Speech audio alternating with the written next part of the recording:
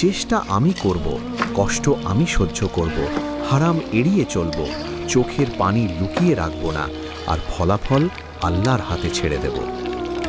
আজ থেকে বহু বহু বছর আগের কথা।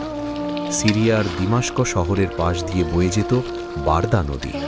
সেই নদীর পানি কখনো কোমল, কখনো উত্তাল, কখনো সূর্যের আলোয় সোনালি হয়ে উঠত, কখনো সন্ধ্যার ছায়ায় গভীর নীল।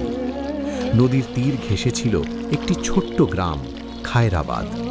গ্রামটি খুব বড় ছিল না, কিন্তু মানুষগুলো ছিল সরল, পরিশ্রমী আর আল্লাভীরু। সেই গ্রামেই বাস করত উসমান ইবনে সালেহ। বয়স ৩০-এর কাছাকাছি। পেশায় সে ছিল একজন মাঝি। তার নিজের কোনো বড় সম্পদ ছিল না, বড় জমি ছিল না, বড় ব্যবসা ছিল না। তার একমাত্র ভরসা ছিল একটি কাঠের নৌকা, ২ হাতের পরিশ্রম আর আল্লাহর উপর